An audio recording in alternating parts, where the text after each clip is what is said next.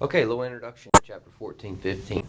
A good starting point for us would be the election of 1896, in which we have William Jennings Bryan, who's taken the populist cause of bimetallism and free silver, versus William McKinley, who is pro big business, also Manifest Destiny Part 2. In other words, an expansionist. As the Republican candidate, William Jennings Bryan as the Democrat candidate. From here, we will see William McKinley win the election of 1896 and continue the growth of big business. Now, we've foreshadowed on the domestic front. We know that following McKinley, we'll get Roosevelt, Taft, and Wilson, and progressive amendments will, curb the behaviors of some of this rapid capitalism that is going to thrive in the early part of McKinley's administration. But we've already covered the domestic components of this era. We are going to go to the foreign components of this era. It's really a unique time period because the United States is going to emerge by the end of this chapter as a legit world power. Now, what is driving America to move beyond its borders? Well, first of all, if we remember, Secretary of State William Seward, who was the Secretary of State under Abraham Lincoln and then Andrew Johnson, kind of laid out this Republican vision. And this Republican vision had kind of been put on the back burner since then. It never really had, taken hold or taken root amongst popular support. There were so many domestic issues that needed attention before America could, move beyond its borders. Hence, we were coming out of the Civil War, moving into Reconstruction, expanding out on the frontier. So now, by the time we get to the turn of the century, 1896 into 1900, the United States finds itself with an opportunity to expand in its domain. Now, when I say its domain, I'm talking about the Western Hemisphere. We could go all the way back to 1823, in which the United States felt as though it was imperative to tell European countries to stay out of the Western Hemisphere. No further colonization in the Western Hemisphere. And now we're just getting around to the fact that we need to go and we need to take advantage of the Western Hemisphere. That was called the Monroe Doctrine, by the way, if you didn't remember. So European countries, they kind of start this initial era, we'll call it, of imperialism. We call it in European history the scramble for Africa. In other words, what we will see is England, France, Belgium, Germany start to move out of Europe and begin to colonize all over the continent of Africa, carving up territory, trying to claim and look for natural resources. So they're heading, let's just say, throughout the Eastern Hemisphere in this conquest of imperialism.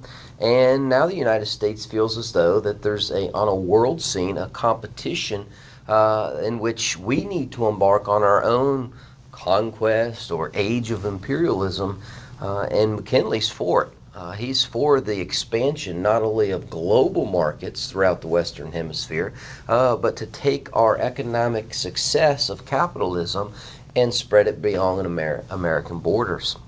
We'll find ourselves under his leadership moving into a familiar area that had often in previous chapters been talked about of bringing into the United States, known as Cuba.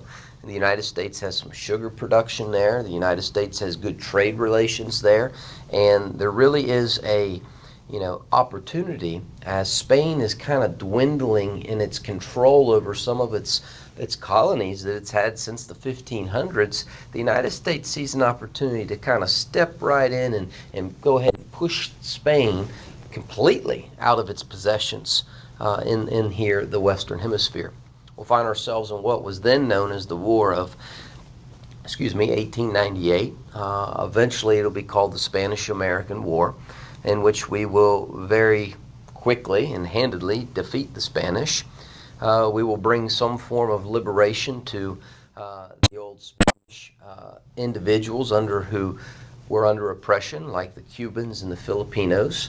We will pick up land possessions of Cuba, Puerto Rico, Guam, and the Philippines. And then we will see this rift begin amongst Americans of what do we do now? Sometimes we're going to get a double-sided perspective of this conquest era because we're going to have pro-imperialist and we're going to have anti-imperialist, and it's really going to divide the nation of what does America's profile pic want to look like? Do we want to be this champion of liberty, or do we want to be this imperial giant who takes liberty away from people? So it's really a contemplating issue. We will see this heir move out of McKinley. He will be assassinated, and the approach of how we coordinate, beyond our new possessions and where we're heading, gets in a more of a forceful way. We'll see Roosevelt and his big stick policy.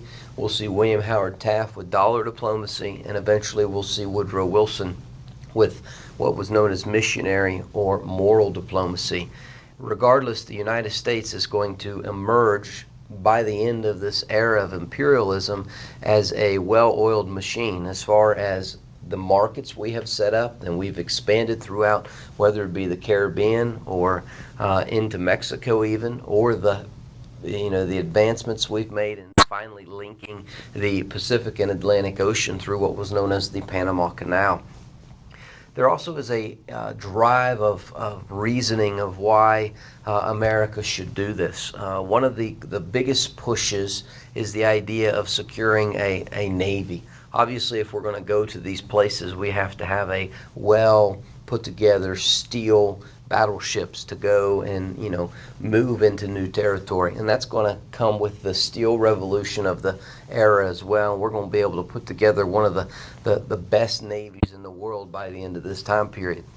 We also have some driving forces such as social Darwinism, this idea that the fittest nation should be able to move throughout, and it births what is known as American exceptionalism, this idea that America has been blessed in a sense of civic duty to civilize those around them, or to bring jobs to those around them, or to Christianize those around them. We will see a lot of our faiths in America see American imperialism as an opportunity to go and not only offer humanitarian assistance, but also share their faith, whatever version of the Christian faith that might be. We also have a little twist of racism in here as well, what was known as Anglo-Saxonism, and this idea was that English-speaking countries were superior, and in that racial superiority, they should be able, because they are nation, to go and civilize or go and take natural resources or go and imperialize and take over one's culture. And we'll really get an anti-imperialist pushback on that opinion or approach.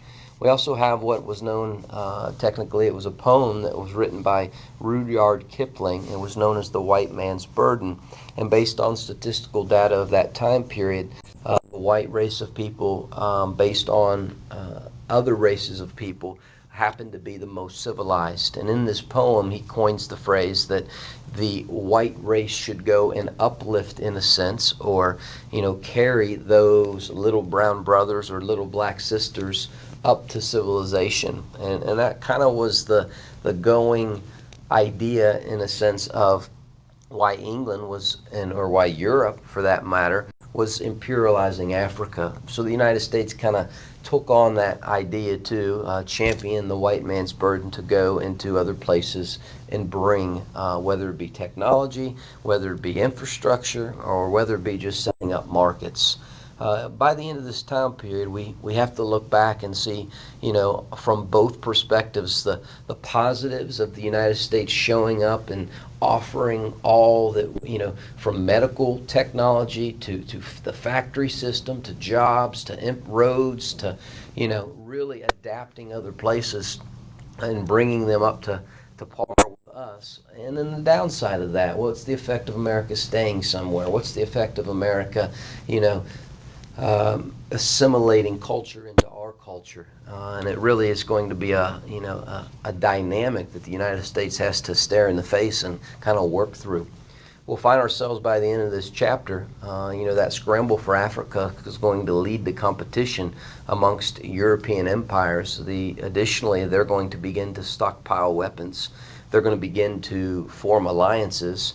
And there's going to be really a spirit of nationalism that is an umbrella literally over both hemispheres. I mean, even American imperialism had a nationalistic pride, support. We're doing this for our country. We're claiming territory. A combination of all that eventually leads to what we'll find ourselves by the end of this chapter in World War I. And of course, we'll get pulled into World War I because of German U-boats. Once we're in the war, we kind of have the technology and have the modern technology of warfare and necessities that we're able to rally on the home front and deliver at the right time. And we're able to bring closure to World War I and then step into a role with Woodrow Wilson and some form of leadership of trying to not only make the world safe for democracy, but to make sure this is the war to end all wars. And we will fall short on both of those claims in regards to joining the League of Nations and accepting what was called the Treaty of Versailles.